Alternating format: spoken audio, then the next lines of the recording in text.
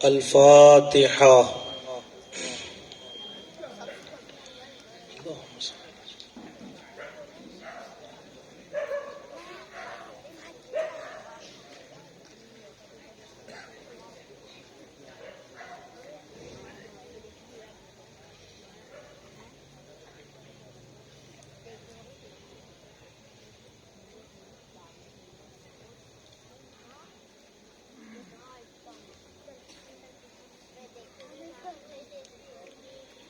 ان اللہ وملائکتہ یصلون علی النبی یا ایھا الذین آمنوا صلوا علیہ وسلموا تسلیما۔ اللہم صل علی سیدنا مولانا محمد کما تحب وترضى بأن تصلوا علیہ۔ صلاۃ وسلام علیک یا رسول اللہ۔ سبحان ربک رب العزة عما یصفون وسلام علی المرسلین والحمد للہ رب العالمین۔ الحمد للہ الذی حمدا طیبا مبارکا کثیرا کثیرا وداعیا الی اللہ بإذنہ وسراجا منیرا۔ نور لک نور وبیک النور ومنک النور وعلى آلک واصحابک اجمعین، اما بعد فاعوذ باللہ من الشیطان الرجیم۔ بسم اللہ الرحمن الرحیم۔ الذی خلق الموت والحیاة لیبلوکم ایکم احسن عملا وهو العزیز الغفور۔ آمنت باللہ صدق اللہ المولان العظیم وصدق رسوله النبی الامین المکین الکریم ونحن على ذلك لمن الشاہدین والشاکرین والحمد للہ رب العالمین۔ ادب کی سربلندی میں کوئی تو راز ہوتا ہے، جو سر دے دے سر میداں وہ سرفراز ہوتا ہے، اور جہاں ختم ہوتی ہے حدود عقل انسانی وہاں سے مصطفیٰ کی شان کا آغاز ہوتا ہے۔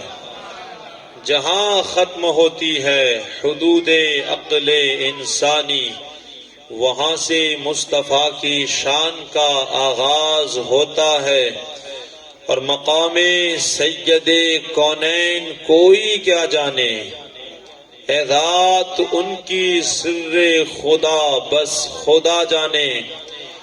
ارے قریب رہ کر کے جو نہ جان سکا، قریب رہ کر جو نہ جان سکے، تو دور رہ کر کوئی مقام مصطفیٰ کیا جانے۔ یہ آرزو نہیں کہ دعائے ہزار دو، یہ آرزو نہیں ہے کہ دعائے ہزار دو، لیکن نبی کا نام بس قبر میں اتار دو، لیکن نبی کا نام قبر میں اتار دو۔ موت سے کسے رستگاری ہے، آج تمہاری تو کل ہماری باری ہے، کی محمد سے وفا تو نے تو ہم تیرے ہیں، یہ جہاں کیا چیز ہے، لوح و قلم تیرے ہیں، اور محمد کی محبت دین حق کی شرط اول ہے، اسی میں ہے خامی تو سب کچھ نامکمل ہے۔ بلغ العلا بکمالہ کشف الدجا بجمالہ حسنت جمیع خصالہ صلوا علیہ وآلہ وسلموا تسلیما۔ اللہم صلی علی سیدنا مولانا محمد کما تحب وترضى بأن تصلوا علیہ۔ صلاۃ وسلام علیک یا رسول اللہ صلی اللہ تعالی علیہ وسلم۔ معزز مکرم قابل احترام اسٹیج پر رونق افروز سادات کرام، علماء کرام، حفاظ کرام، محفل میں بیٹھنے والی سنی عوام اور میری پردہ نشین مائیں بہنیں، السلام علیکم ورحمۃ اللہ وبرکاتہ۔ میں ان چھوٹے بچوں سے اب گزارش کروں گا، اے بیٹا ادھر دیکھو، تھوڑی دیر تک آپ کو بولنا نہیں ہے۔ کب سے آپ باتیں کر رہے ہو؟ کہ محفل مصطفیٰ ہے، ذرا ادب سے اور اطمینان سے بیٹھو۔ اور جو خالی جگہ ہے آپ نے اسکول میں بہت بڑی ہوگی، میں مہربانی چاہوں گا آپ اس جگہ کو پور فرما لیں اور ذرا قریب قریب تشریف لے آئے۔ جو ادھر ادھر وہ لوگ ہیں ان سے بھی گزارش کروں گا آپ محفل گاہ میں بیٹھنے کی کوشش کریں۔ دعا کرتا ہوں اللہ تعالیٰ اس محفل کی برکتوں سے اللہ آپ کو مالا مال فرمائے۔ یہ محفل ہمارے عارف بھائی نے ان کی والدہ کے ایصال ثواب کے لیے سجائی ہے۔ قرآن کی تلاوت کرنا، نعت پڑھنا، درود پڑھنا، محفلیں سجانا، کھانا غریبوں کو بنا کے کھلانا، مسجدوں میں پیسے دینا، مدرسوں میں دینا، یہ میں نے جتنا کچھ کہا اور بہت ساری ایسی چیزیں ہیں، اگر بندہ کر کے مرحوموں کے ایصال ثواب کرتا ہے تو کوئی ناجائز کام نہیں ہے، یہ ثواب کا کام ہے اور اس سے مرحوموں کو فائدہ پہنچتا ہے۔ آئیے درود پاک کی فضیلت بھی ہو جائے اور اس پہ ایک دلیل بھی ہو جائے کہ فائدہ کیسے پہنچا کرتا ہے۔ اور اسی طرح اگر آپ کے گھر کے مرحومین اس دنیا کو چھوڑ کے گئے ہیں تو آپ لوگ سجانے کی کوشش کریں۔ حجت الاسلام امام محمد غزالی علیہ رحمت و رضوان اس بات کو لکھتے ہیں، ذرا خاص توجہ کریں، کہتے ہیں کہ ایک خاتون حضرت امام حسن بصری رحمت اللہ علیہ کے پاس گئی اور جانے کے بعد کہا کہ حضور میری بیٹی انتقال کر چکی ہے، میرا دل چاہتا ہے کہ میں اس کو خواب میں دیکھوں۔ امام حسن بصری رحمت اللہ علیہ نے کچھ پڑھنے کو دیا، وہ خاتون اپنے گھر گئی، اس وظیفے کو پڑھتی رہی۔ اللہ تبارک و تعالی نے فضل فرمایا، اس نے خواب میں اپنی بیٹی کو دیکھا، لیکن ماں تھی، دل تڑپ گیا۔ ماں نے کیا دیکھا؟ اس کی بیٹی اللہ کے عذاب میں گرفتار ہے، جسم پر ٹاٹ کا لباس ہے، ہاتھ اور پاؤں میں بیڑیا ہے۔ پریشان ہو کر صبح میں حضرت امام حسن بصری رحمت اللہ علیہ کے پاس آئی، آنے کے بعد پوری بات آپ کو بتائی، آپ بھی پریشان ہوئے، دعا کرنے لگے جاؤ اللہ خیر فرمائے۔ چند دنوں کے بعد امام حسن بصری رحمت اللہ علیہ نے خود اس لڑکی کو خواب میں دیکھا، لیکن اس بار آپ نے کیا دیکھا کہ وہ جہنم کا عذاب میں نہیں بلکہ جنت کی نعمتیں کھا رہی تھی۔ وہ خاتون بڑی خوش تھی۔ اس خاتون نے امام حسن بصری رحمت اللہ علیہ سے کہا کہ آپ مجھے جانتے ہو؟ تو آپ نے فرمایا کہ نہیں، میں تو تجھے نہیں جانتا۔ کہا کہ میں وہی بیٹی ہوں جس کی ماں چند دنوں پہلے آئی تھی۔ تو آپ نے فرمایا تیری ماں نے تو کچھ اور بتایا تھا، لیکن میں کچھ اور دیکھ رہا ہوں۔ تو وہ کہنے لگی، توجہ کیجئے گا، کہتی ہیں کہ دراصل بات یہ ہے کہ میری ماں نے جو بتایا تھا وہ تو سچ تھا، وہ حقیقت بات تھی، میں عذاب میں گرفتار تھی، لیکن ایک اللہ کا بندہ قبرستان سے گزرا۔ کہاں سے گزرا؟ آپ لوگ بھی جاتے رہے، موت کی یاد آئے گی، آخرت کی یاد رہے گی، آخرت کی یاد دلائے گا قبرستان۔ وہ کہتی ہیں کہ ایک مرد گزرا، اس نے حضور صلی اللہ علیہ وسلم پر درود پڑھا، اور وہ درود قبرستان کے مرحوموں کو ایصال ثواب کیا۔ کہتی ہیں کہ اس کے درود پڑھنے کی وجہ سے اللہ تبارک و تعالی نے بے شمار قبروں پہ سے اپنے عذاب کو اٹھا لیا۔ تو ایک مرتبہ اگر درود پڑھ کے کسی مرحوم کو ایصالے کرے، اگر اللہ کی رحمت شامل ہو جائے تو عذاب اٹھ جاتا ہے۔ تو ماشاءاللہ آپ نے تو کئی نعتیں سنی اور کئی مرتبہ پورے مجمع نے درود پڑھا ہے۔ ہم یہ ثواب انشاءاللہ مرحوموں کو پہنچائیں گے۔ اللہ کی رحمت سے ہمیں امید ہے اللہ ان کی قبروں پہ ضرور رحمتیں اور برکتیں نازل فرمائے گا۔ حضرات محترم، مجھے کافی کلاموں کی فرمائش ہوئی ہے، لیکن وقت کو مد نظر رکھتے ہوئے میں ایک دو پیش کر کے اپنی باتیں بیان کروں گا. آپ لوگ خاص غور سے سنیں. دعا کرتا ہوں اللہ تعالیٰ مجھے بولنے سے زیادہ عمل کرنے کی توفیق عطا فرمائے. میں بڑا گنہگار بندہ ہوں، اس لائق نہیں ہوں. اللہ کا فضل ہے کہ یہاں بیٹھا ہوں، کچھ سنا رہا ہوں. دعا کرے اللہ تعالیٰ مجھے تکبر سے، ریاکاری سے اور ہر برائی سے بچنے کی توفیق عطا فرمائے. آئیے سب سے پہلے سارے لوگ مل کے میرے ساتھ اللہ کا ذکر کریں. کرو گے نا؟ ذرا اونچی آواز. ہمیں بڑی ضرورت ہے آج اللہ کے ذکر کی. انشاءاللہ دل صاف ہوگا تو کچھ دین کا ہم کام کر پائیں گے، اٹھ پائیں گے جب یہ دل صاف ہوگا. اس کی بڑی ضرورت ہے. تو میرے ساتھ تمامی حضرات مل کے پڑھنے کی کوشش کریں. ایک مرتبہ اور درود پاک پیش کر دیں. اللہم صلی علی صلاۃ و سلام علیک یا رسول اللہ صلی اللہ تعالی علیہ وسلم. اللہ اللہ اللہ اللہ اللہ بولو اللہ اللہ اللہ. اللہ کا ذکر کرنے سے دلوں کا میل دھلتا ہے. ذرا اونچی آواز مل کے اللہ اللہ اللہ اللہ بولو اللہ اللہ اللہ اللہ اللہ. نہ دولت سے نہ دنیا سے، نہ دولت سے نہ دنیا سے، نہ دولت سے نہ دنیا سے، نہ گھر آباد کرنے سے دل کو چین ملتا ہے، دل کو چین ملتا ہے خدا کو یاد کرنے سے. بولو اللہ اللہ اللہ اللہ بولو اللہ اللہ اللہ اللہ اللہ. بلبل طوطی پروانہ ہر ایک اس کا دیوانہ.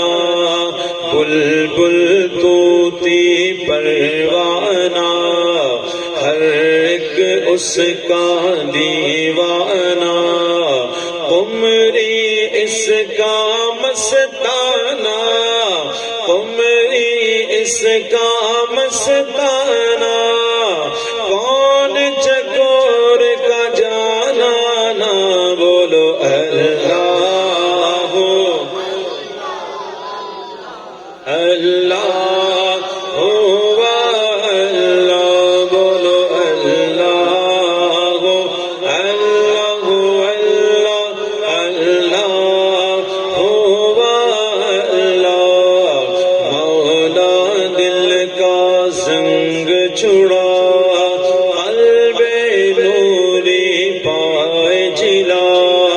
مولا دل کا زنگ چھڑا، قلب نوری پائے جلا. دل کو کر دے آئینہ، دل کو کر دے آئینہ، جس میں چمکے یہ کلمہ. بولو اللہ اللہ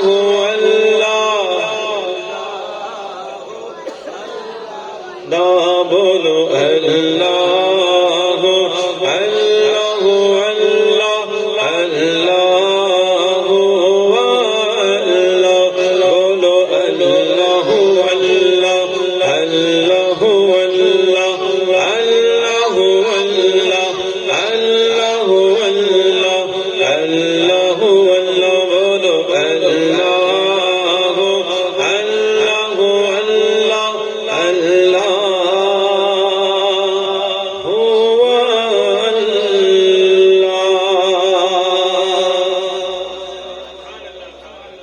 اور باز بلند کہہ دے سبحان اللہ۔ ذرا مل کے پڑھنے کی کوشش کریں۔ اللہ تعالیٰ کی بارگاہ میں دعا ہے، اللہ تبارک و تعالیٰ حضرت مولا علی رضی اللہ تعالیٰ عنہ کا ہمیں خصوصی صدقہ عطا فرمائے۔ فرمائش کے مطابق میں پیش کرتا ہوں، ہو سکے تو مل کے پڑھنے کی کوشش کریں۔ یہ حسینی تذکرہ ہے، یہ حسینی تذکرہ ہے، جس پہ ہر عالم فدا ہے۔ یہ حسینی تذکرہ ہے، جس پہ ہر عالم فدا ہے۔ جس نے سیکھا نہیں سر جھکانا، وہ ہے مولا علی کا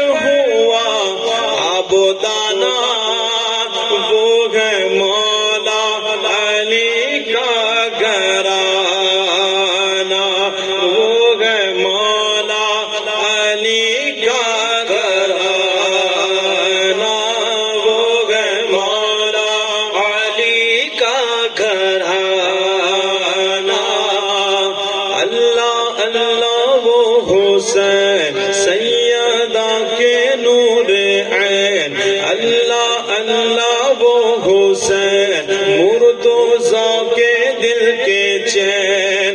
سوئے کربل ہوا جو روانہ، وہ ہے مولا علی کا گھرانہ،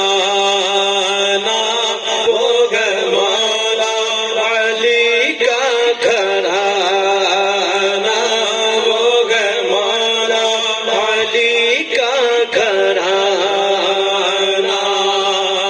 سیدہ فاطمہ کے ہے لختے جگر، جن کے در کے ہے دربان جن و بشر، کر دیے جن کے نانا نے ٹکڑے قمر، جن کے بابا سے ٹھرائے خیبر کا در، جن کی صورت ہے نورانی، جن کی سیرت ہے قرآنی، جن کی صورت ہے نورانی، جن کی سیرت ہے قرآنی، جن پہ قربان سارا زمانہ، مل کے وہ ہے مولا علی کا گھرانہ، وہ ہے مولا علی کا گھرانہ، وہ ہے مولا علی کا گھرانہ۔ عید کے دن حسن و حسین نے کہا، امی جا آج ہم دونوں پہنیں گے کیا؟ عید کے دن حسن و حسین نے کہا، امی جا آج ہم دونوں پہنیں گے کیا؟ رو پڑی فاطمہ حکم رب کا ہوا، خلد سے جوڑے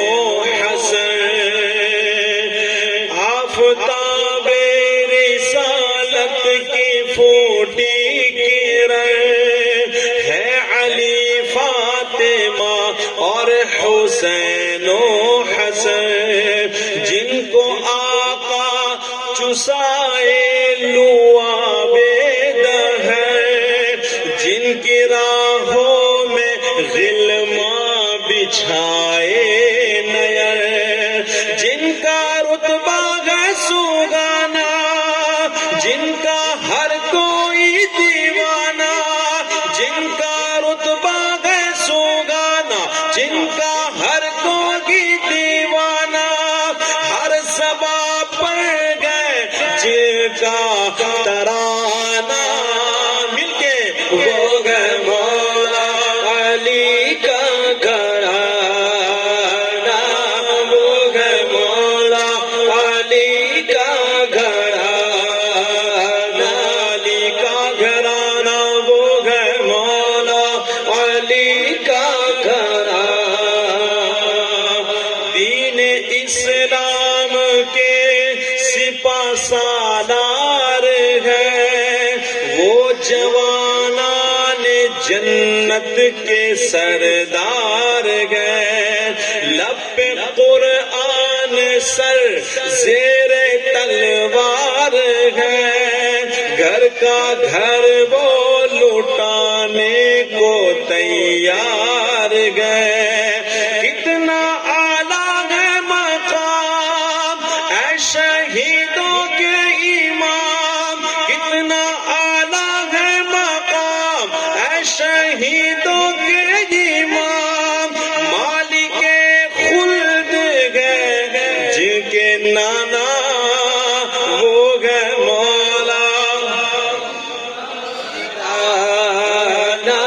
وہ گئے مولا علی کا گھرانہ، وہ گئے مولا علی کا گھرانہ، ننھے اصغر کے جب خون بہنے لگے، تب حسین ابن حیدر یوں کہنے لگے، ننھے اصغر کے جب خون بہنے لگے، تب حسین ابن حیدر یوں کہنے لگے، ساری دنیا جاگے روٹھے، صبر کا دامن نہ چھوٹے، ساری دنیا جاگے روٹھے، صبر کا دامن نہ چھوٹے، بیٹا نانا کو منہ ہے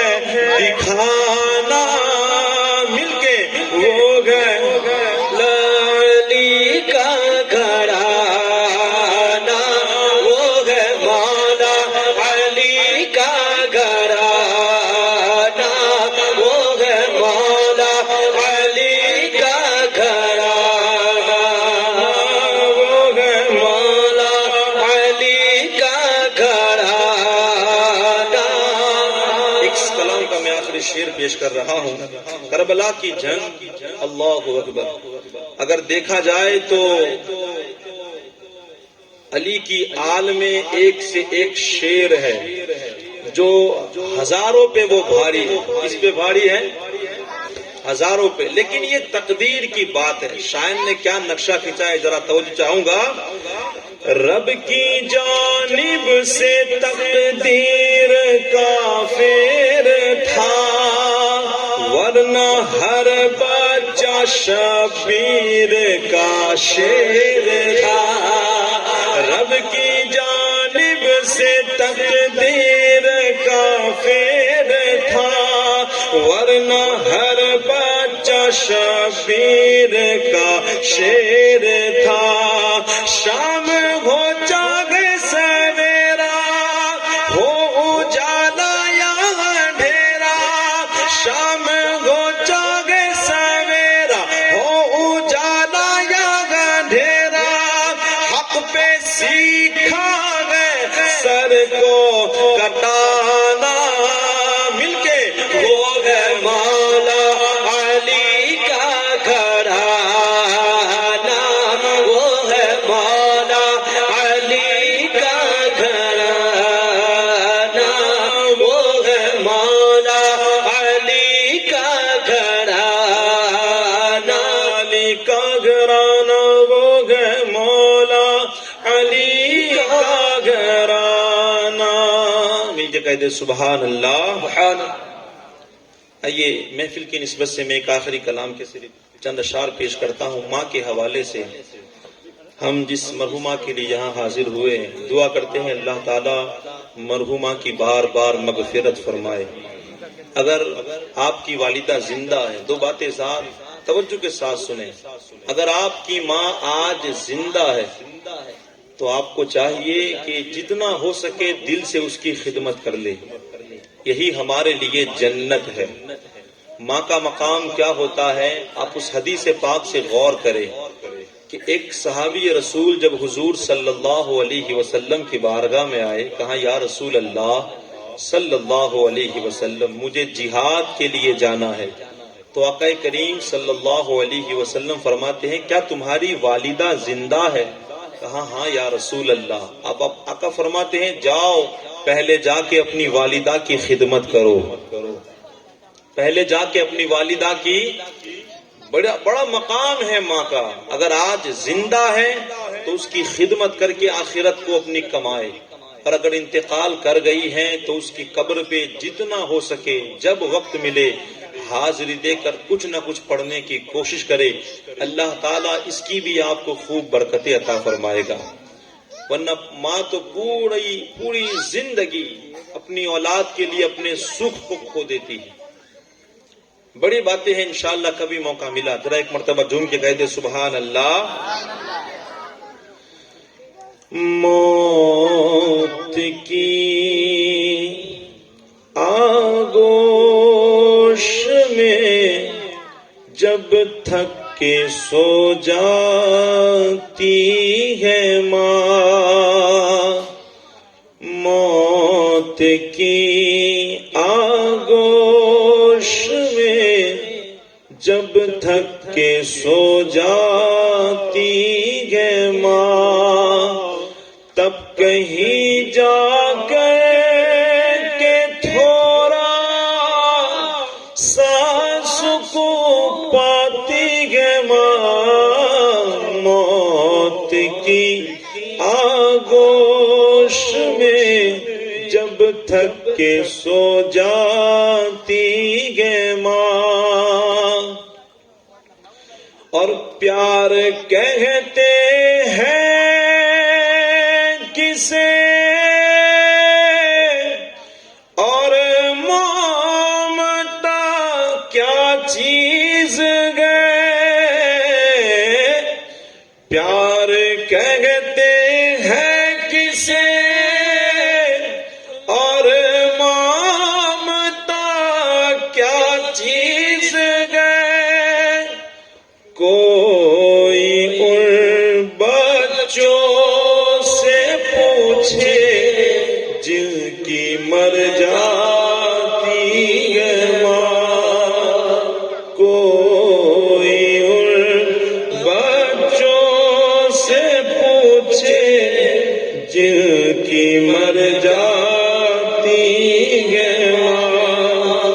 موت کی آغوش میں جب تھک کے سو جاتی ہے ماں، اور روح کے رشتوں کی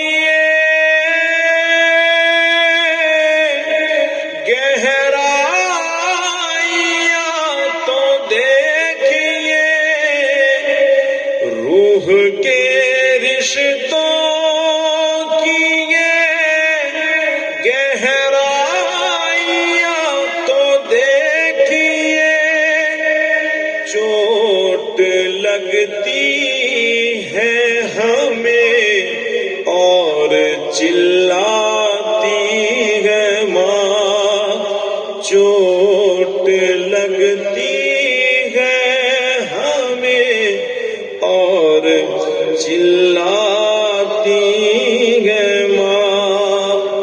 پوری زندگی ماں اپنی اولاد کی خدمت کر کے اپنی زندگی گزار دیتی ہے، لیکن اس کے بدلے میں ماں کو کیا صلہ ملتا ہے؟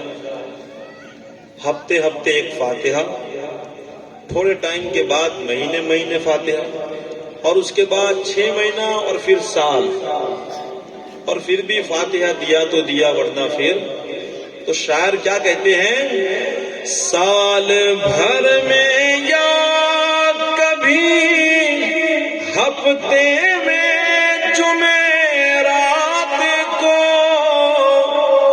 سال بھر میں یا کبھی ہفتے میں جمعرات کو، زندگی بھر کا سلا ایک فاتحہ پاتی ہے ماں، زندگی بھر کا سلا ایک فاتحہ پاتی ہے ماں، قبر کی آغوش میں جب تھک کے سو جاتی ہے ماں۔ درود پاک پیش کر دیں۔ اللهم صل على سيدنا ومولانا محمد وبارك وسلم صلاة وسلام عليك يا رسول الله صلی اللہ تعالی علیہ وسلم۔ خاص توجہ کریں، میں انشاءاللہ آپ کا زیادہ وقت نہیں لوں گا، آخرت کے حوالے سے کچھ بات کروں گا۔ اللہ تعالیٰ مجھے کہنے کی اور سب سے زیادہ عمل کرنے کی توفیق و رفیق عطا فرمائے۔ ایک مرتبہ ذرا جی لگا کر کے آپ درود پاک پیش کر دیں۔ اللہم صلی علی سیدنا مولانا محمد کما تحب و ترضی بان تصلوا علیہ، صلاۃ و سلام علیک یا رسول اللہ صلی اللہ تعالی علیہ وسلم۔ حضرات محترم، اللہ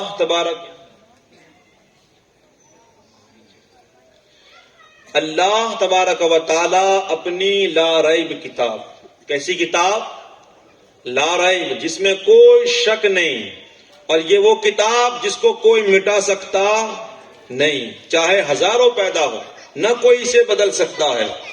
اس قرآن کریم میں اللہ تبارک و تعالی ارشاد فرماتا ہے، بسم اللہ الرحمن الرحیم، الذي خلق الموت والحياة ليبلوكم أيكم أحسن عملا وهو العزيز الغفور۔ ذرا محبت سے کہے سبحان اللہ۔ اللہ تبارک و تعالی بڑے پیارے سے لہجے میں ارشاد فرماتا ہے، اے بندو، میں نے زندگی اور موت کو پیدا کیا ہے۔ کسے بنایا ہے؟ صرف زندگی نہیں، زندگی اور موت کو میں نے پیدا کیا۔ اور کیوں پیدا کیا؟ اللہ تبارک و تعالیٰ آگے ارشاد فرماتا ہے تاکہ تمہاری جانچ ہو، تمہیں چیک کیا جائے، تمہیں پرکھا جائے کہ تمہارے اندر کون اچھے کام کرتا ہے، اچھی زندگی، اچھے عملوں والی زندگی کون گزارتا ہے۔ اب ایک سوال ہے کہ یا اللہ، اگر ہم اچھی زندگی گزاریں گے تو ہمیں کیا ملے گا؟ ذرا خاص توجہ کریں، اگر اچھی زندگی گزاریں گے تو ہمیں کیا ملے گا؟ تو اللہ تبارک و تعالی ایک اور جگہ ارشاد فرماتا ہے، وَبَشِّرِ الَّذِينَ آمَنُوا وَعَمِلُوا الصَّالِحَاتِ أَنَّ لَهُمْ جَنَّاتٍ تَجْرِي مِن تَحْتِهَا الْأَنْهَارُ كُلَّمَا رُزِقُوا مِنْهَا مِن ثَمَرَةٍ رِزْقًا قَالُوا هَذَا الَّذِي رُزِقْنَا مِن قَبْلُ وَأُتُوا بِهِ مُتَشَابِهًا وَلَهُمْ فِيهَا أَزْوَاجٌ مُطَهَّرَةٌ وَهُمْ فِيهَا خَالِدُونَ۔ ماشاءاللہ حفاظ کرام بیٹھے ہیں، اگر کہیں غلطی ہو تو مہربانی ذرا آپ مجھے کہیے گا تاکہ میں اپنی اصلاح کروں۔ ذرا مل کے کہہ دے سبحان اللہ۔ اللہ تبارک و تعالی ارشاد فرماتا ہے کہ اگر تم اچھے عمل کرو گے، کیا؟ یہ خوشخبری ہے، میں نے جو آیت کریمہ پڑھی، وَبَشِّرِ الَّذِينَ آمَنُوا وَعَمِلُوا الصَّالِحَاتِ، اللہ حضرت جبرائیل علیہ السلام کے ذریعہ حضور صلی اللہ تعالی علیہ وسلم تک پیغام پہنچاتا ہے، اور حضور صلی اللہ علیہ وسلم کی مبارک زبان سے ہمیں یہ خوشخبری دی جاتی ہے کہ اے لوگو، ان کے لیے خوشخبری ہے جو ایمان لائے اور اچھے کام کرتے ہیں، جو بے ایمانوں کے لیے نہیں۔ کن لوگوں کے لیے؟ جو ایمان لائے اور اچھے عمل کرتے ہیں۔ یا اللہ، خوشخبری کس چیز کی؟ اللہ اکبر۔ تو اللہ فرماتا ہے ان لہم جنات تجری من تحتها الانہار، اللہ فرماتا ہے جنت بھی تمہاری ہے، جنت کی نہریں بھی تمہاری ہے۔ ذرا اونچی آواز سے بولے اور مچل کے کہے، کیا ہے اچھے عمل کرنے سے؟ اللہ فرماتا ہے جنت بھی تمہاری، جنت کی نہریں بھی تمہاری، جنت کے بنگلے بھی تمہارے لیے، جنت کے باغات تمہارے لیے، ازواج مطہرہ، وہ پاک عورتیں بھی تمہارے لیے، شراب کی نہر وہ تمہارے لیے، شہد کی نہر وہ تمہارے لیے، جنت کی جتنی نعمتیں ہیں یہ ساری تمہارے لیے، مگر شرط کیا ہے؟ ایمان لانے کے بعد اچھے عمل کرنے پڑے گے، مفت میں جنت نہیں ملنے والی۔ اور سب سے بڑی خوشخبری تو یہ ہے خالدون، ہمیشہ کے لیے تم ان میں داخل ہو جاؤ گے، ہمیشہ کے لیے۔ جب اچھے عمل کریں گے ہم تو اللہ ہمیں جنت دے گا، ساری نعمتیں دے گا اور ہمیشہ کے لیے ہمیں جنت میں داخل کر دے گا۔ اب آپ دوسری طرف دیکھیں تو یہ سوال ہے کہ یا اللہ، اگر اچھے کام نہ کیے تو؟ کیونکہ ہماری زندگی آج ایسی ہے، صحیح بات ہے، آج لوگ گستاخیاں کرتے ہیں، یہ دل اٹھتا کیوں نہیں ہے؟ کیونکہ اتنے گناہ کیے ہیں، اتنے گناہ کیا ہے کہ ہمیں کوئی افسوس ہی نہیں ہو رہا ہے، کوئی افسوس نہیں۔ وہ روح میں وہ تازگی، وہ ایمان تو ہونا چاہیے جو اللہ اور اس کے رسول نے جو پیغام دیا اور صحابہ میں جو جذبہ تھا، اللہ تعالی ہمارے اندر بھی وہ پیدا فرمائے۔ تو اگر سوال یہ ہے کہ اگر اچھے عمل نہ کیے تو پہلی بات آپ نے سنی، اللہ فرماتا ہے کہ اچھے کام کرو، اگر کرو گے تو کیا ملے گا؟ جنت، اور نہ کی تو اللہ ارشاد فرماتا ہے ان الانسان لفی خسر الا الذین آمنوا وعملوا الصالحات، خسارے میں ہے، گھاٹے میں ہے، نقصان میں ہے وہ انسان جو اچھے کام نہیں کرتا۔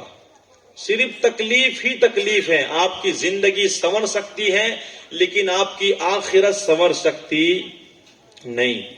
اب آپ ایمانداری سے بتائیں، آج کی اس محفل میں آئے ہیں، کون کون ہے جو انشاءاللہ آج سے اچھے کام کرے گے؟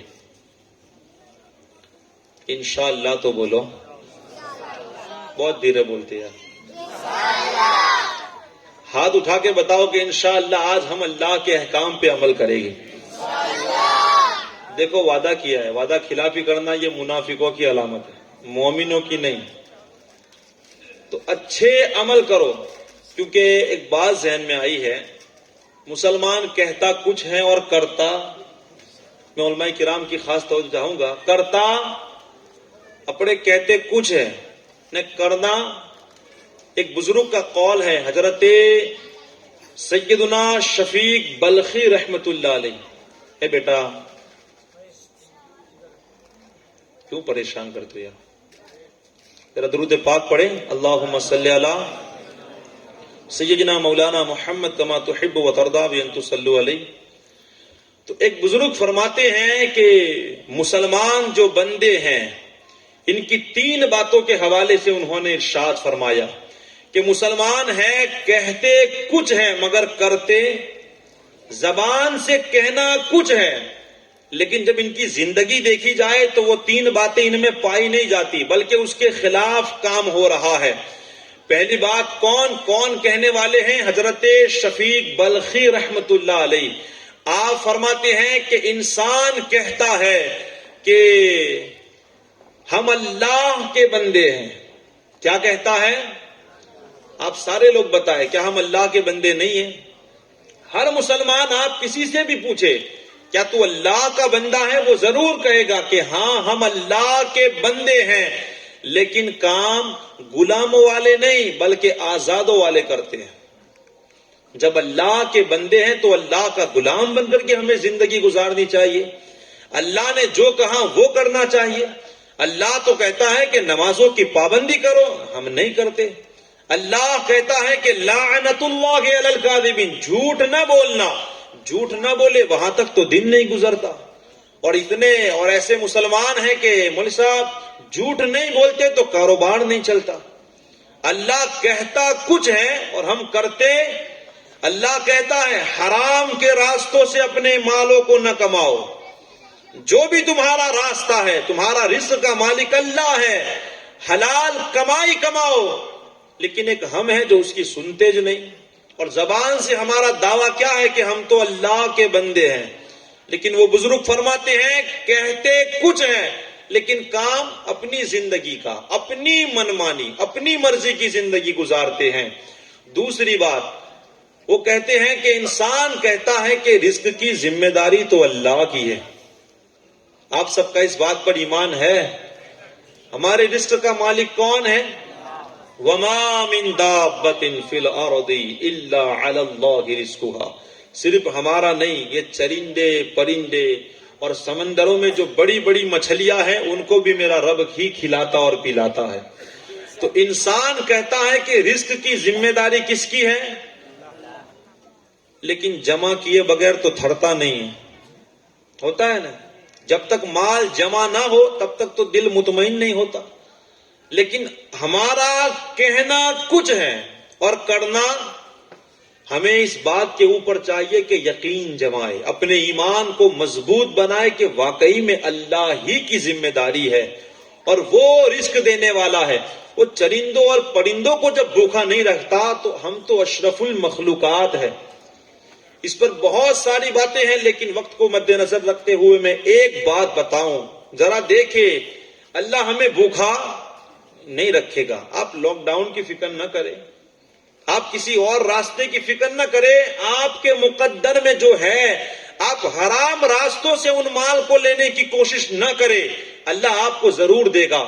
حضرت ابراہیم بن ادہم رضی اللہ تعالیٰ عنہ، آپ بادشاہ گزرے ہیں. جب آپ بادشاہ تھے، کہتے ہیں کہ شاہی محل سے آپ باہر نکلے، گھوڑے پر سوار ہوئے اور شکار کرنے کے لیے جنگل کی طرف نکل گئے. آپ کے ساتھ آپ نے کھانا بھی لیا ہوا تھا. جب آپ جنگل میں گئے، کھانے کا وقت ہوا، آپ نے دسترخوان بچھایا اور کھانے کے لیے جب بیٹھے، ایک کوا آیا، روٹی لے کے چلا گیا. آپ کو بڑا تعجب ہوا، آپ نے کھانا چھوڑ دیا، گھوڑے پر سوار ہوئے اور اس کوے کا پیچھا کیا آپ نے کہ آخرکار یہ روٹی لے کے کہاں گیا ہے. آپ پیچھے چلتے گئے، ایک پہاڑ آیا، پہاڑ کے اوپر جا کے کوا آنکھوں سے غائب ہو گیا. آپ گھوڑے کے اوپر سے نیچے اترے اور اس پہاڑ کی طرف چلنے لگے، اس کوے کو تلاش کرنے لگے. آپ نے اس کوے کو تلاش کر لیا، وہ ایک غار میں بیٹھا ہوا تھا، ایک غار میں. جب آپ اس کے قریب گئے تو کوا تو اڑ گیا، لیکن آپ نے کیا دیکھا کہ ایک انسان وہاں ہے اور اس کے ہاتھ اور پاؤں بندھے ہوئے ہیں. ایک انسان ہے، ہاتھ اور پاؤں کسی نے اس کے ہاتھ اور پاؤں کسی نے باندھ دیے ہیں.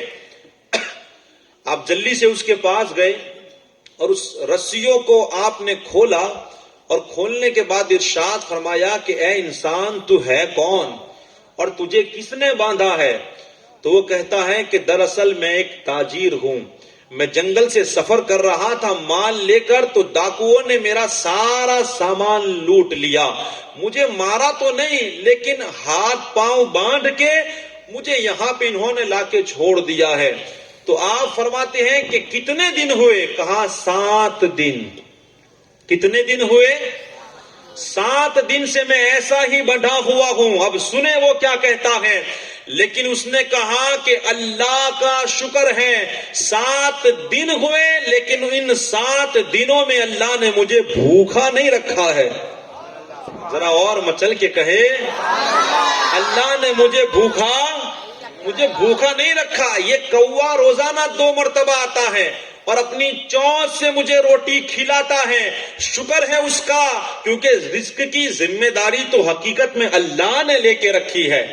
ہمیں یقین ہونا چاہیے کہ ہمارے رزق کا مالک ہمارا پروردگار ہے، تو ہم کوئی حرام کا ایسا راستہ اختیار نہ کریں کہ کل قیامت کے دن اللہ کو جواب دینے کے لیے بھی لائق نہ رہے۔ تو رزق کی ذمہ داری کس کی ہے؟ اللہ کی۔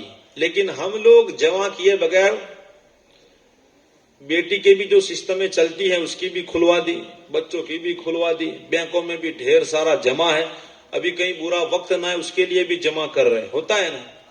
بنگلہ بھی اتنا مضبوط بنا دیا ہے کہ 100 سال تک چلے، لیکن ہماری کوئی گارنٹی نہیں، تو ہم جمع کیے بغیر رہتے۔ اور تیسری بات، بڑی پیاری بات، وہ فرماتے ہیں کہ انسان کہتا ہے کہ ایک دن مرنا ہے، ایک دن، لیکن کام ایسے کرتا ہے جیسے مرنا جو نہیں۔ ذرا بتاؤ ایمانداری سے، ہمارے کام ایسے ہے کہ نہیں؟ ہماری شادیاں دیکھو، ہماری زندگی دیکھو، بازار بھرے ہیں۔ شادیاں میں اگر دینی محفل ہو تو خالی، اور اگر دنیاوی محفل ہو تو پھر وہ بھی بڑھ جاوے، کسی کو بلانے کی ضرورت، کیونکہ اس کی تو شیطانت تبلیغ کرتا ہے، تو کام مولویوں کو ضرورت ہے۔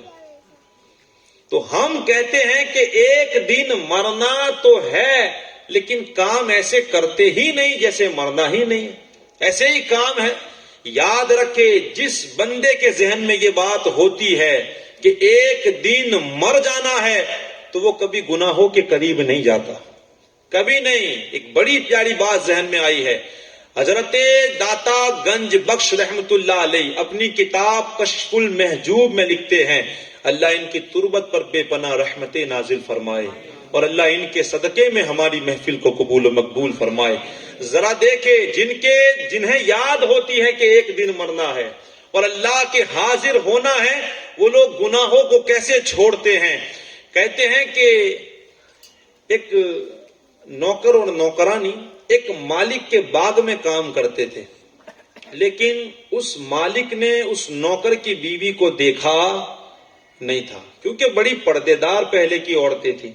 آج تو پردے کو تو چھوڑو، لالی پاؤڈر لگا کے لوگ چاہتے ہیں کہ ہمیں دیکھا جائے، کیونکہ اسلام ہے ہی نہیں ان کے پاس، نہ فکر ہے ماں فاطمہ الزہرا کی، نہ خوف ہے اللہ کا کہ کل قیامت کے دن ہمیں جواب بھی دینا ہے۔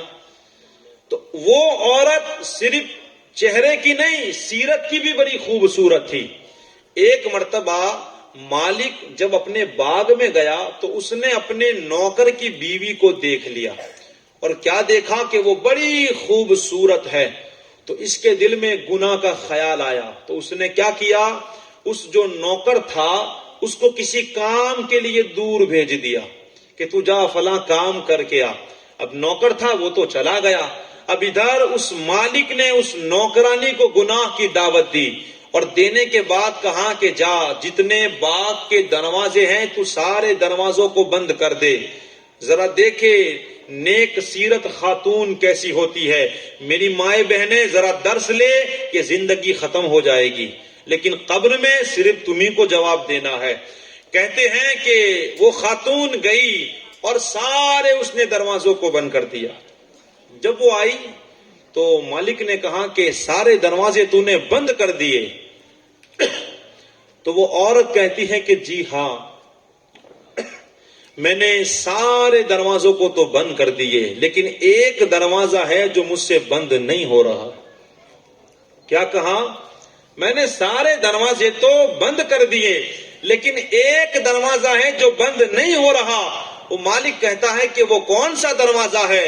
تو کہا کہ یہ وہ دروازہ ہے جو میرے اور اللہ کے بیچ میں ہے، یہ میرے اور اللہ کے بیچ میں ہے۔ آپ تنہائیوں میں بھی گناہ کرتے ہو، بھلے کوئی نہیں دیکھتا، لیکن تمہارا رب تو دیکھ رہا ہے۔ تم جاڑیوں میں جا کر کے شراب پیتے ہو، کوئی نہیں دیکھتا، مگر تمہارا اللہ تو دیکھ رہا ہے۔ تنہائیوں میں جا کر عورتوں سے ملتے ہو، کوئی نہیں دیکھتا، تمہارا رب تمہیں دیکھ رہا ہے۔ تم فون پہ بات کرتے ہو، بھلے کوئی نہ دیکھتا ہو، کیا تمہارا ایمان نہیں کہ تمہیں اللہ دیکھ رہا ہے؟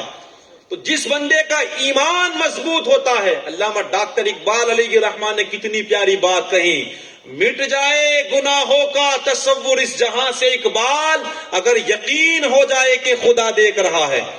ارے کیمرہ ہوتا ہے تو ہم گناہ چھوڑ دیتے ہیں، تو بتاؤ کیا اللہ کی نظروں میں ہم نہیں ہیں؟ تو ہماری زندگی دیکھے، نماز ہو، ہمیں یہ کیوں خیال نہیں آتا کہ اللہ دیکھ رہا ہے، کل اس کے سامنے جا کے ہمیں جواب دینا ہے۔ ہم اپنی موت کو بھول چکے ہیں، آج ہماری زندگی ایسی ہے۔ یہی حضرت شفیق بلخی رحمت اللہ علیہ نے کہا، بندے کا کہنا ہم اللہ کے ہیں لیکن کام اس کی مرضی کے خلاف، رزق اللہ دیتا ہے لیکن جمع کیے بغیر مطمئن نہیں ہوتے، اور ایک دن مرنا ہے لیکن کام ایسے کرتے ہیں جیسے۔ اور یاد رکھے آپ، موت کی فکر کون کرتا ہے؟ ایک میں آپ سے بات پوچھ رہا ہوں، کیا آپ سب عقل مند ہو؟ ذرا اونچی آواز سے کہے۔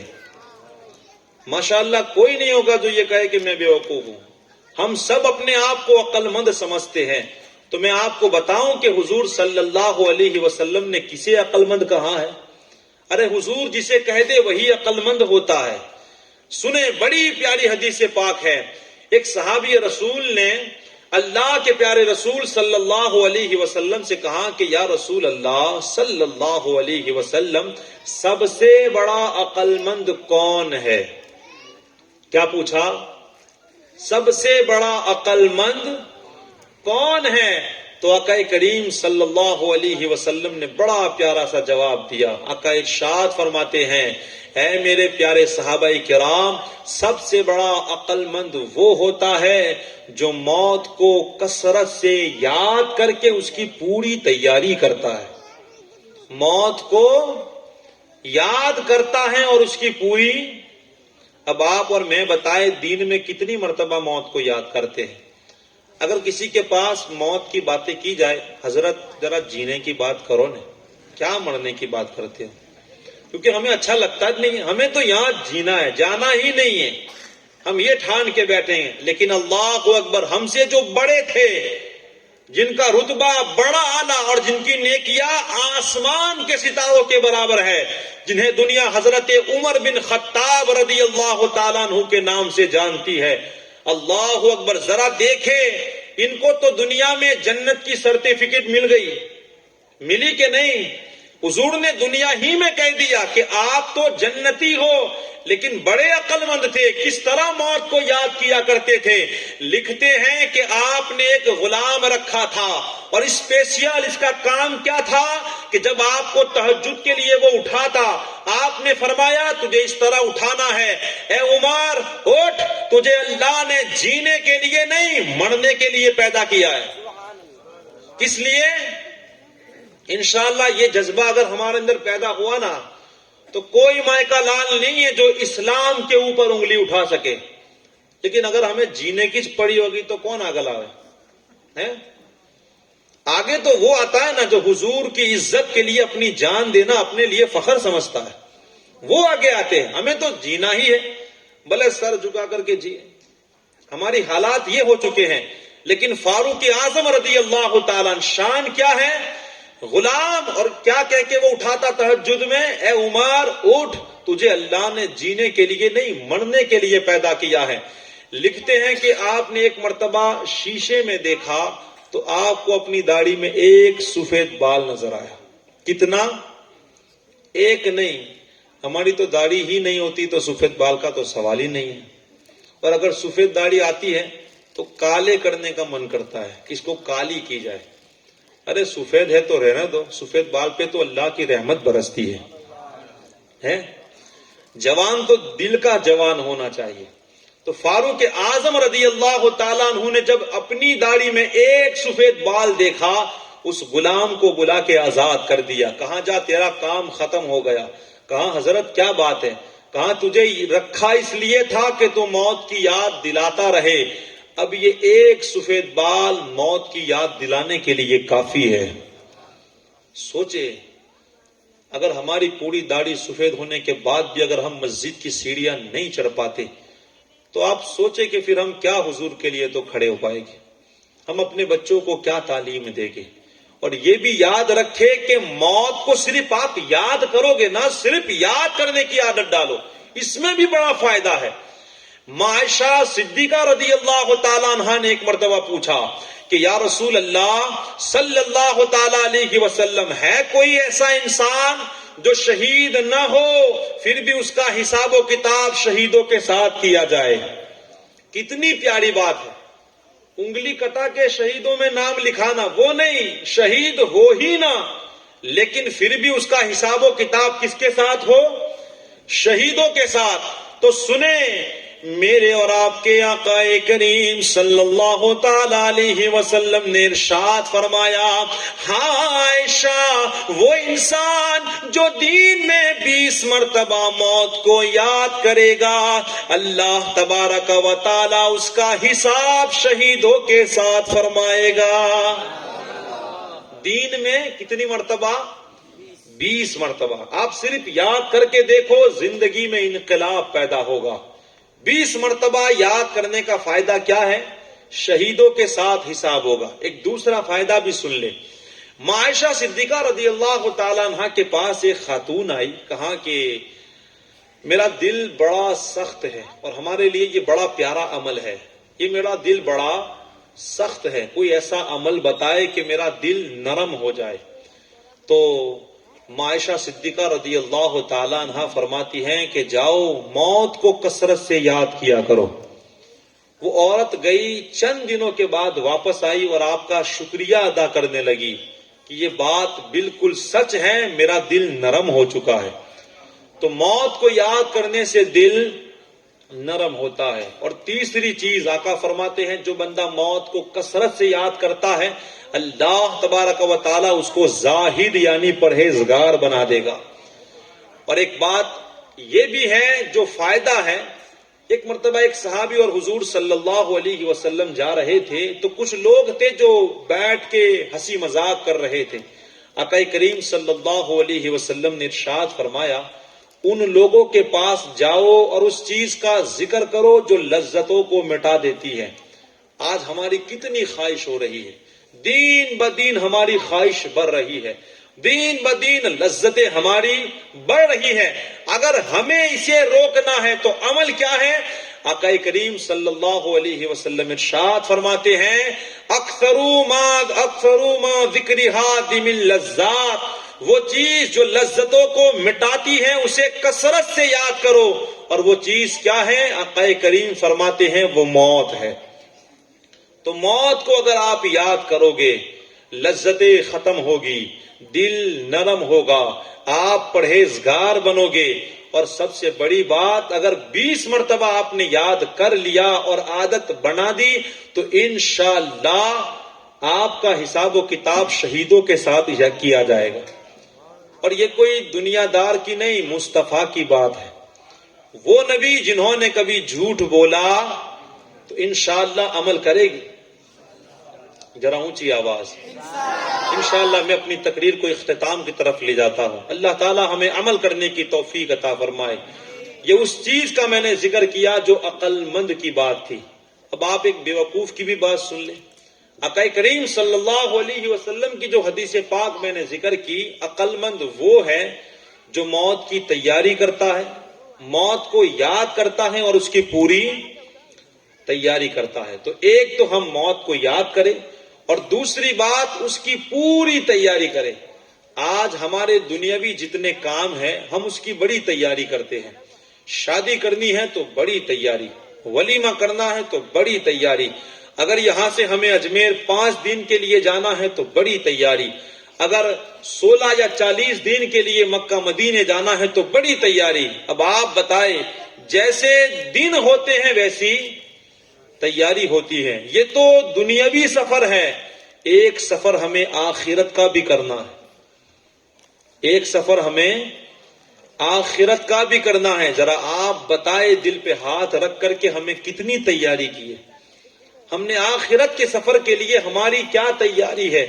صرف دنیا کے گھر سجانے میں ہم نے ہزاروں نہیں لاکھوں روپے خرچ کر دیے، لیکن وہ قبر جس میں کوئی روشنی نہیں، جو کیڑے مکوڑوں کا گھر ہے، ہم نے اس کے لیے کیا تیاری کی ہے؟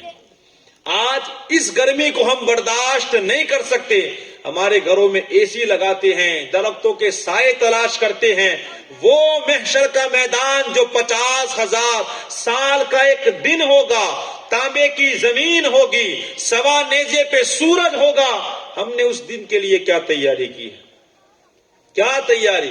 میزان میں جب ہمارے نامہ اعمال تولے جائیں گے تو ہم نے اس میزان کے لیے کیا تیاری کی ہے؟ پلسرات جو بال سے زیادہ باریک، تلوار سے زیادہ تیز ہے، ہمیں اس پر سے گزرنا ہے. اور یہ کوئی پھینکو باتیں نہیں، یہ حقیقت بات ہے. ایک نہ ایک دن تو یہ لمحہ آنے ہی والا ہے. ذرا بتائے کہ ہم نے اس کی کیا تیاری کی ہے؟ ہم دنیا میں کب تک اپنی منمانی کی زندگی گزارتے رہیں گے؟ کب ہم اللہ کے احکام پر عمل کریں گے؟ کب ہم حضور صلی اللہ علیہ وسلم کی سنتوں کے مطابق زندگی گزاریں گے؟ کب ہم غوث و خواجہ کا مضبوطی کے ساتھ دامن کو پکڑیں گے؟ کب ہم اعلیٰ حضرت کی تعلیم پر عمل کریں گے؟ صرف باتیں ہی کیا کریں گے، جہاں بیٹھے وہاں بڑی بڑی باتیں. کب ہم عمل کر کے دکھائیں گے؟ تو ہم نے اپنی آخرت کی کیا تیاری کی ہے؟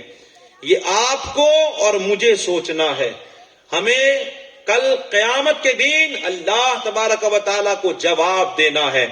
یاد رکھے آقا کریم صلی اللہ علیہ وسلم نے 5 چیزوں کے بارے میں ارشاد فرما دیا. ان 5 چیزوں سے پہلے 5 چیزوں کو غنیمت سمجھ لو. میں 2 پیش کرتا ہوں. آقا کریم فرماتے ہیں اگر جوانی ہے تو بڑھاپا آنے سے پہلے اسے غنیمت سمجھو. جو جوان لوگ ہیں وہ اس بات پر خاص توجہ کرے، یہ جوانی اگر تمہارے پاس آج ہے کل نہیں ہوگی، یہ ایک نہ ایک دن ختم ہو جائے گی. اس جوانی کو باکڑوں پہ بیٹھ کے نہ گزار دو، اس جوانی کو سڑکوں پہ نہ گزار دو، اس جوانی کو چائے کے اڈوں پہ نہ گزار دو، اس جوانی کو عیش و عشرت میں نہ گزارو، اس جوانی کو شادیوں میں جا کر نگاہیں خراب کر کے اپنی زندگی نہ گزارو، بلکہ اس جوانی یہ بڑی قیمتی اور اللہ کی بڑی نعمت ہے. اسے اللہ اور اس کے رسول کے احکام پر گزارنے کی کوشش کرو. اللہ تمہیں وہ دے گا جو تم نے سوچا بھی نہیں ہوگا. اور آقا کریم فرماتے ہیں زندگی ملی ہے تو اس کو غنیمت سمجھو اس سے پہلے کہ تمہیں موت آ جائے. مرنے سے پہلے ہمیں اپنی زندگی کو غنیمت سمجھنا ہے. کوئی گارنٹی نہیں آج میں یہاں بیٹھا ہوں کل میرے ساتھ کیا ہو جائے. آج ہم کسی کے ایصال ثواب کے لیے بیٹھے ہیں، کیا معلوم ہفتے کے بعد ہمارے ہی ایصال ثواب کے لیے لوگ اکٹھا ہو جائے. زندگی کا کوئی بھروسہ نہیں. تو اس زندگی کو اپنی موت سے پہلے غنیمت سمجھو. اور ایک آخری بات کہہ کے اپنی بات کو میں مکمل کروں. بے وقوف انسان کون ہوتا ہے؟ عقل مند تو وہ ہوتا ہے جو موت کی یاد کرتا ہے، اس کی تیاری کرتا ہے. تو ہم سوچے کہ ہم عقل مند ہیں یا بے وقوف ہے. عقل مند کی بات میں نے آپ کو بتائی، اب آخری بے وقوف کی بات بھی سن لے. کہتے ہیں کہ ایک بادشاہ تھا، اس کا دربار لگا ہوا تھا، بہت سارے لوگ بیٹھے ہوئے تھے. اس نے ایک اہل نظر ایک بزرگ کو کہا، پاس میں بلا کر کے ایک رومال دیا، اور رومال دینے کے بعد کہا کہ جاؤ جو سب سے بڑا بے وقوف ہو اس کے سر پہ یہ رومال رکھ دو. جو سب سے بڑا بے وقوف ہو. وہ بزرگ گئے، اہل نظر تھے. 1 صف ختم ہوئی، 2 ختم ہوئی، 3 ختم ہوئی، بڑھتے گئے، سارا مجمع ختم ہو گیا. لیکن آپ نے رومال کسی کے اوپر رکھا نہیں. دروازہ آیا، آپ نکل گئے. کئی سال ہوئے. اس کے بعد جب آپ کو پتا چلا اس بزرگ کو کہ بادشاہ بیمار ہو چکا ہے اور اتنا بیمار ہے کہ اب انتقال کر جائے گا، تو آپ اس کے پاس آئے اور آنے کے بعد اس کی خبر پوچھی کہ کیا حال چال ہے. کہا کہ بڑا تکلیف والا معاملہ ہے، کیونکہ جو موت کا وقت ہے نا، اللہ خیر کرے. آج وقت ہے سچی توبہ کر لو اور اپنے دامن کو گناہوں سے پاک کر لو، ورنہ جو موت کا وقت ہے اللہ خیر کرے. ایک بندہ تھا، موت کے وقت ہر کسی کو پوچھتا تھا کہ بتا بھائی تجھے کیسا لگ رہا ہے، کیسا ہو رہا ہے. جب اس کی موت کا وقت قریب آیا تو اس سے کسی نے پوچھا اب تو بتا کہ تجھے کیا محسوس ہو رہا ہے. اس نے کہا کہ مجھے ایسا لگ رہا ہے کہ جیسے آسمان اور زمین ملا دیے گئے ہو اور میری روح کو ایک سوئی کے نوک کے اندر سے کھینچا جا رہا ہو. اللہ، اتنی تکلیف. لیکن اگر انشاءاللہ نیک بن کے زندگی گزارے گے نا تو موت تو آقا کریم فرماتے ہیں نا مومنوں کے لیے تحفہ ہے. کیا ہے؟ تحفہ. اس سے بڑی خوش نصیبی کی بات کیا ہے کہ موت آئے اور قبر میں مصطفیٰ کا دیدار مل جائے. اس سے بڑی ہمارے لیے کیا خوش نصیبی ہو سکتی ہے. تو کہنے میں یہ کہہ رہا تھا اس بادشاہ کے آخری لمحات کہاں بڑی تکلیف سے میں گزر رہا ہوں. تو بزرگ نے کہا کہ اگر تمہاری اجازت ہو تو میں ایک سوال پوچھنا چاہتا ہوں. بادشاہ نے کہا کوئی بات نہیں، پوچھو، کیا کہنا چاہتے ہو. تو کہا کہ یہ بتاؤ کہ جب تمہیں سفر کرنا ہوتا تو تمہارا انتظام کیسا ہوتا. تو بادشاہ کہتا ہے کہ جب مجھے 2 دن کے لیے جانا ہوتا تو میں 4 دن کا سامان لے کے جاتا. اگر مجھے ہفتہ جانا ہوتا تو میں 2 ہفتے کا سامان لے کے جاتا. اگر مجھے 1 مہینہ جانا ہوتا تو میں 2 مہینے کا سامان لے کے جاتا. اگر 6 مہینے جانا ہوتا تو میں سال بھر کا سامان لے کے جاتا. کیوں؟ ہو سکتا ہے اگر وہاں رکنا پڑے تو بعد میں کوئی تکلیف نہ آئے. اور ہم اتنے تو عقل مند ہیں الحمدللہ. اگر 5 دن کے لیے ہمیں اجمیر جانا پڑے، ہمیں اگر پتا چلے کہ 10,000 خرچہ ہونے ہی والا ہے، ہم 10 نہیں 12 13 یا 15,000 روپیہ لے کے جائیں گے تاکہ بعد میں کوئی تکلیف نہ پڑے. تو بادشاہ نے کہا کہ مجھے جتنے دن جانا ہوتا اس سے زیادہ دن کا میں سامان لے کے جاتا. اس بزرگ نے مسکرا کر کے کہا کہ واہ کیا بات ہے، پھر تمہیں معلوم ہوگا تم آج کہاں جا رہے ہو. آخرت کا سفر. جب تم دنیا کے لیے ڈبل سامان لے کے جاتے تو تم نے آخرت کے لیے بہت کچھ جمع کیا ہوگا، بہت کچھ. اتنا کہنا تھا کہ بادشاہ نے اپنے سر کو پکڑ لیا اور کہا افسوس ہے کہ میں نے آخرت کے لیے تو کچھ کیا، کچھ نہیں کیا. صرف جیے دنیا کے لیے، جیے اپنی عزت کمانے کے لیے کہ میرا نام ہو، جیے اس لیے لوگ ہماری واہ واہ کرے، جیے اس لیے اپنی اولاد کا کچھ ہو جائے، جیے اس لیے کہ بس لوگ خوش رہے. ہم نے اللہ اور اس کے رسول کا کبھی نہ وچارا، کبھی نہ خیال کیا. وہ بادشاہ اپنا سر پکڑنے لگا کہ جہاں میں آج جا رہا ہوں اس سفر کی کوئی انتہا. اللہ اکبر. یہ تو اب یہاں سے یوں سمجھو کہ آخرت کی پہلی منزل شروع ہوگی. اب یہاں سے آخرت کی پہلی منزل. حضرت عثمان غنی رضی اللہ تعالیٰ آپ قبر پہ بہت رویا کرتے تھے. ہم تو قبر پہ جا کے ہنستے ہیں، آپ نے بھی دیکھا ہوگا. لوگ جنازے میں بھی ہنستے ہیں، قبرستان میں بھی جا کے ہنستے ہیں. دل اتنا مردہ ہو چکا ہے، کیا کوئی بات اثر کرے گی. عثمان غنی رضی اللہ تعالیٰ وہ اللہ اکبر جن کو حضور نے اپنی 2 شہزادیاں عطا فرما دی. آپ قبر پہ رویا کرتے. جب کسی نے پوچھا تو آپ نے کہا کہ یہ آخرت کی پہلی منزل ہے، اگر بندہ یہاں کامیاب ہو گیا تو دوسری منزلوں میں بھی کامیاب ہو جائے گا. ہماری آنکھوں سے کب آنسو نکلے. تو بادشاہ سوچنے لگا کہ یہ جو سفر ہے اس کی کوئی انتہا نہیں ہے اور میں نے تو اس کے لیے کچھ کیا ہی نہیں. تو پھر اس بزرگ نے اپنے رومال کو نکالا اور نکالنے کے بعد بادشاہ کے سر پہ رکھا اور ارشاد فرمایا کہ اے بادشاہ، تو چاہتا تھا کہ یہ رومال میں کسی بے وقوف کے سر پہ رکھوں، تو سن، سب سے بڑا بے وقوف تو ہی ہے، سب سے بڑا بے وقوف. آج ہم غور کر لیں، اس محفل کا بس یہی میسج ہے.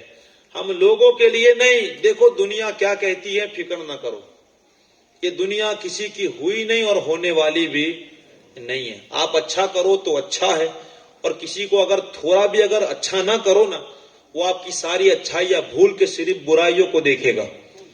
دنیا کی ذرہ برابر پرواہ. کوئی کیا کہتا ہے، کوئی گالیاں دیتا ہے، برائی چھوڑو دنیا کو، صرف اللہ اور اس کے رسول کا سوچو. اور یہی پیغام حضرت عمر بن خطاب نے ہمیں دیا ہے. ایک مرتبہ آپ جب اپنے گھر سے نکل رہے تھے پاؤں میں جوتیاں نہیں تھی اور خلیفہ تھے. کیا تھے؟ ہم تو ماشاءاللہ کہیں جانا ہو شادی میں تو بالکل تیار ہو کے جاتے کہ لوگ ہمیں دیکھیں. حضرت عمر بن خطاب خلیفہ ہیں لیکن پاؤں میں جوتیا. تو آپ کی بیوی نے کہا کہ آپ وقت کے خلیفہ ہو, جوتیا پہن لو, لوگ کیا کہیں گے. کیا کہا؟ تو فاروق اعظم کا ذرا جملہ سنیں. آپ فرماتے ہیں لوگ کیا کہتے ہیں مجھے اس کی کوئی پرواہ, بس میں یہی سوچتا ہوں کہ اللہ اور اس کا رسول کیا کہتے ہیں. ہم اس چکر سے نکل جائے. ہمارے جو رواج ہے نا زیادہ تر ہم دنیا داروں کے لیے کرتے ہیں. ایسا نہیں کریں گے تو لوگ کیا باتیں کریں گے, یہ نہیں کریں گے تو لوگ کیا کہیں گے. لوگ کیا کہیں گے؟ لوگ صرف یہی کہنے والے ہیں ان للہ و انا الیہ, اس کے سوا کوئی کچھ کہنے والا نہیں. تو ہم دنیا کی کبھی فکر نہ کریں. انشاءاللہ اگر آپ حق پہ ہو, کسی کی مدد آئے نہ آئے, اللہ اور اس کے رسول کی مدد ضرور آئے گی. بس اپنی زندگی قرآن کے احکام پر گزارنے کی کوشش کرے, حضور صلی اللہ علیہ وسلم کی سنت پر گزارے. ہمارے بزرگان دین نے اپنے سروں کو اسلام کے لیے دیا ہے. ہم اس اسلام کو ہم تماشا نہ بنائے. آج ہمارے ایسے کردار ہو چکے ہیں نا, اسی لیے لوگ انگلیاں اٹھاتے ہیں. یاد رکھیے گا, اذان لوگ اس وقت بند کراتے ہیں جب ہم خود اذان نہیں سنتے. ہوتا ہے نا. مسجدوں پہ آنکھ لوگ اس وقت اٹھاتے ہیں جب ہم مسجدوں کو آباد نہیں کرتے. ہم نے ہی ویران کر دی ہے تو پھر لوگ تو اس کو چاہیں گے کہ یہ ویران ہو جائے. ہم انشاءاللہ اگر جہاں بیٹھیں گے حضور کی عزت کی بات کریں گے, کوئی مائکا لال پیدا نہیں ہوگا کہ ہمارے حضور کی طرف آنکھ اٹھا کر کے دیکھے. کیا بتاؤں, میں خود اتنا گنہگار ہوں. آج ہندوستان میں کیا نہیں ہو رہا, اس زندگی کو کیا کریں گے. یہ پیسے گاڑیاں بنگلہ دنیا سے کچھ لے کے جانا. انشاءاللہ اگر عشق ہوگا نا, عشق, تو بس وہی بندہ کامیاب ہے آخرت میں جس نے اللہ اور اس کے رسول کے لیے زندگی گزاری. صحابہ کرام نے کسی کی پرواہ, ہم بھی صرف اللہ اور اس کے رسول کے لیے جینے کی کوشش کریں, ورنہ شیطان تو 24 گھنٹہ ہمارے پیچھے لگا ہی ہے. اللہ نے ہمیں جس مقصد کے لیے پیدا کیا ہے, میں نے جو آیت کریمہ تلاوت کی, الذی خلق الموت والحیات لیبلوکم ایکم احسن عملا, اللہ نے ہمیں اس لیے بھیجا ہے تاکہ ہم اچھے عمل کریں. اللہ نے ہمیں اس لیے بھیجا ہے تاکہ ہم دین کا کام کریں. ہمیں چاہیے اس مختصر سی زندگی کے اندر اللہ اور اس کے رسول کو ناراض نہ کرے. اگر اللہ اور اس کے رسول کو ناراض کر کے پوری دنیا کو بھی آپ نے خوش کیا, وہ زندگی کوئی کام کی نہیں. تو اس بات کو آپ سمجھنے کی کوشش کریں. اللہ تبارک و تعالی مجھے اور آپ کو اور ہم سب کو عمل کرنے کی توفیق و رفیق عطا فرمائے. استغفر اللہ ربی من کل ذنب واتوب الیہ. ماشاءاللہ آپ لوگ اتنی دیر تک بیٹھے, شکر گزار ہے آپ کے. دعا کرتا ہوں اللہ تعالیٰ آپ کی جائز تمناؤں کو پورا فرمائے.